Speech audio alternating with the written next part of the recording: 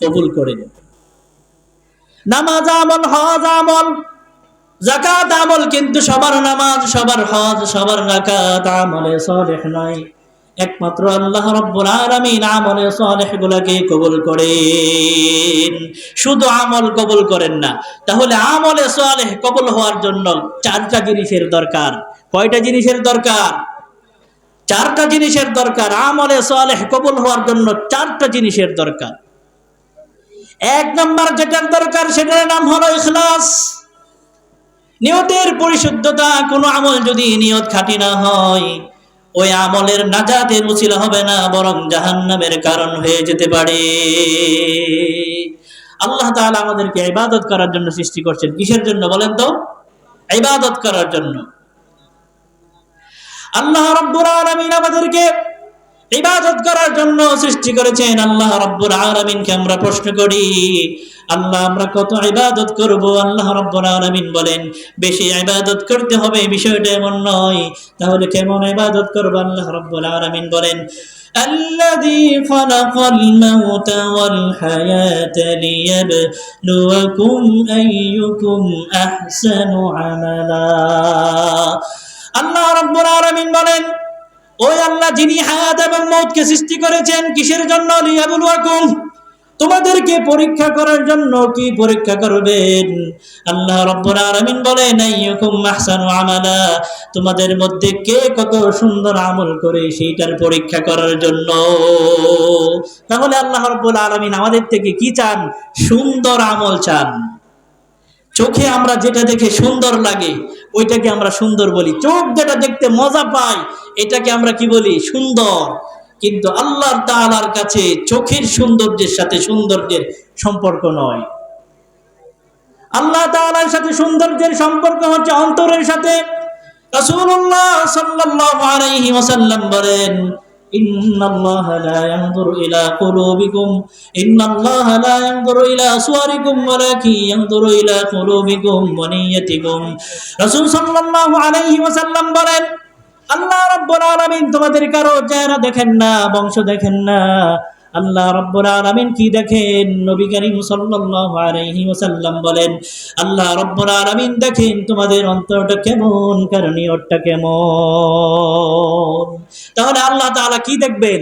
আমাদের অন্তরটা দেখবেন, আমাদের চেহারা দেখবেন না, বংশ দেখবেন না।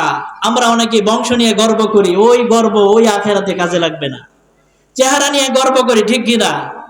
ওই চেহারা নিয়ে আখিরাতে কি লাগবে না, কাজে আসবে না। আল্লাহ তাআলা দেখবেন কার অন্তরটা কেমন, কার নিয়তটা কেমন। নিয়ত যদি ভালো হয় ওই আমলটা হবে ইখলাসপূর্ণ আমল। এই জন্য আপনি অল্প আমল করেন, নিয়ত খাঁটি করেন। আল্লাহর রাসূল সাল্লাল্লাহু আলাইহি ওয়াসাল্লাম বলেন আখলিস দীনাকা ইয়াকফিকাল আমালুল কলিল, তুমি তোমার নিয়তকে খাঁটি করো, অল্প আমল তোমার নাজাতের জন্য যথেষ্ট হয়ে যাবে। আমল কম করেন কিন্তু ওটা ইখলাসপূর্ণ আমল করেন, তাহলে ওই আমলটা আপনার নাজাতের ওসিলা হয়ে যেতে পারে। আপনি নামাজ পড়বেন কাউকে দেখানোর জন্য, মেয়ে বিয়ে দিয়েছেন, এখন নামাজ না পড়লে জামাই কি কইব, মুরব্বী হয়ে গেছি নামাজ না পড়লে মানুষ কি কইবে, লেগে নামাজ পড়ি। হ্যাঁ, এই জন্য আমরা নামাজ পড়বো না। একমাত্র কার নিয়তে নামাজ পড়বো?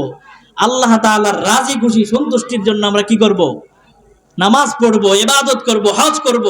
হজ করে আসার পরে দেখা যায় আল্লাহ হাজি না লাগাইলে ওই রাগ করে। আল্লাহ হাজি যদি না লাগান তাহলে কি করে? রাগ করে বসে থাকে। আল্লাহ তাআলা তো দেখছেন আপনি হাজি নাকি প্রকৃতপক্ষে আপনি এখানে নামদারি হাজি। এই জন্য এটা লাগানোর কোনো প্রয়োজন নাই। যদি আল্লাহ তাআলা কবুল করেন তাহলে একটু কবুলই যথেষ্ট হয়ে যাবে। এই জন্য যে আমল করব আমরা ইখলাসের নিয়তে করব। কার সন্তুষ্টির জন্য করব? আল্লাহ তাআলার সন্তুষ্টির জন্য করব। যদি আপনি না করি তাহলে ওই আমলগুলো আল্লাহ তাআলা একত্রিত করবেন, একটা সময় দেখা যাবে যেটা ইখলাসপূর্ণ নয় সেই আমলটাকে নিশ্চিহ্ন ধুলায় পরিণত করবেন। আল্লাহ রাব্বুল আলামিন কোরআনুল কারীমের মধ্যে বলেন ওয়াকাদিমনা ইলা মা আমিলু মিন আমালিন فجعلناه هباء منثورا। আল্লাহ রাব্বুল আলামিন বান্দার সব আমলগুলোকে একত্রিত করবেন, ইখলাসপূর্ণ আমলগুলোকে কবুল করবেন আর ইখলাসবিহীন আমলগুলোকে নিশ্চিহ্ন ধুলায় পরিণত করবেন। যে ইখলাসপূর্ণ আমল যদি না হয় সেটাকে নিশ্চিহ্ন ধুলায় পরিণত করবেন। ইখলাসবিহীন আমল নাজাতের উসিলা হবে না, বরং এটা কখনো কখনো জাহান্নামের কারণ হয়ে যেতে পারে। একটা হাদিস আপনাদের খেদমতে পেশ করছি। বর্ণনাকারী আবু হুরায়রা রাদিয়াল্লাহু তাআলা আনহু এই হাদিসটি বর্ণনা করতে গিয়ে তিনি তিনবার অজ্ঞান হয়ে পড়েছিলেন। কয়বার? তিনবার। চতুর্থবার তিনি বলেন, আল্লাহ রাব্বুল আলামিন কাল কিয়ামতের ময়দানে তিনজন ব্যক্তিকে প্রথমে হিসাবের কাঠগড়ায় দাঁড় করাবেন। কয় ব্যক্তিকে? তিন ব্যক্তিকে প্রথমে নিয়ে আসবেন। প্রথমে আল্লাহ রাব্বুল আলামিন একজন শহীদকে ডাকবেন। আল্লাহ রাব্বুল আলামিন জিজ্ঞাসা করবেন, তোমার এই অবস্থা কেন? রক্তাক্ত অবস্থায় এসে হাজির হবে। আল্লাহ রাব্বুল আলামিন জিজ্ঞাসা করবেন, তুমি কেন শহীদ হয়েছিলে? সে বলবে, আমি তো আল্লাহ আপনার রাস্তায় জিহাদ করে দ্বীন কায়েম করার জন্য আমি শহীদ হয়েছি। কিন্তু আল্লাহ রাব্বুল আলামিন বলবেন, না বান্দা না, তোমাকে মানুষ বাহাদুর বলবে, মুজাহিদ বলবে, এই কারণে তুমি জিহাদ করেছিলে। আমার কাছে কোনো পাওনা নাই, তুমি জাহান্নামের মধ্যে যাও। তাহলে দেখেন, শহীদ হওয়া যা চারটিখানি বিষয় নয়। শহীদ হওয়া অনেক বড় আমল, কিন্তু এটার মধ্যে যদি ইখলাস না থাকে তাহলে আল্লাহ রাব্বুল আলামিন কি করেন? সেটাকে জাহান্নামের কারণ হিসাবে জাহান্নামী বানিয়ে দিবেন। আল্লাহ তাআলা মানুষের অন্তরের খবরগুলো জানেন। আল্লাহ রাব্বুল আলামিন বলেন, ওয়ালাকাদ খালাকনাল ইনসানা ওয়া না'লামু মা তুওয়াসবিসু বিহি নাফসুহু। আল্লাহ রাব্বুল আলামিন বলেন, আমি মানুষকে সৃষ্টি করেছি আর মানুষের অন্তরের যা কিছু ওয়াসওয়াসা দেয় আমি সেইগুলাও জানি। তাহলে আমাদের অন্তরে যা কিছু উদিত হয় আল্লাহ রাব্বুল আলামিন জানেন কি জানেন না? আল্লাহ রাব্বুল আলামিন সব কিছু জানেন। এই জন্য আমরা যা করব ইখলাসের নিয়তে করব। আল্লাহ রাব্বুল আলামিন দ্বিতীয় ব্যক্তিকে ডাকবেন, যে দানবীর, যে দান করতো মানুষকে। আল্লাহ রাব্বুল আলামিন জিজ্ঞাসা করবেন, তুমি কেন দান করেছিলে? সে বলবে, ও আল্লাহ, আমি দান করেছি তোমার রাজি খুশি সন্তুষ্টির উদ্দেশ্যে আমার সম্পদগুলোকে দান করেছি। আল্লাহ বলবেন, না বান্দা না, তুমি মিথ্যা কথা বলছো, তোমাকে মানুষ দানবীর বলবে, এই কারণে তুমি দান করেছিলে আর তুমি যেটা পাওয়ার সেটা তুমি পেয়ে গেছো, তুমি জাহান্নামের মধ্যে যাও। এরপরে আল্লাহ রাব্বুল আলামিন একজন আলেম হাফিজকে ডাকবেন। তাকে জিজ্ঞাসা করবেন, তুমি কেন হাফেজ আলেম হয়েছিলে? সে বলবে, আল্লাহ তোমার দ্বীন প্রচার করার জন্য আমি আলেম হয়েছিলাম। এরপরে আল্লাহ রাব্বুল আলামিন বলবেন, না বান্দা না, তোমাকে মানুষ ওয়াজ বলবে, বক্তা বলবে, হাফেজ বলবে, এই কারণে তুমি ওয়াজ করেছিলে, নসিহত করেছিলে।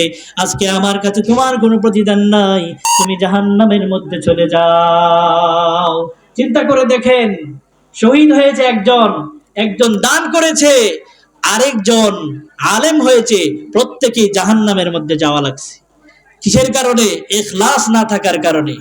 প্রত্যেকটা আমল যদি ইখলাস থাকে, একটু আমল যদি ইখলাস পূর্ণ হয়, সেটা যদি আল্লাহ কবুল করেন, জান্নাতের উসিলা বানিয়ে দিতে পারেন। ঠিক কিনা?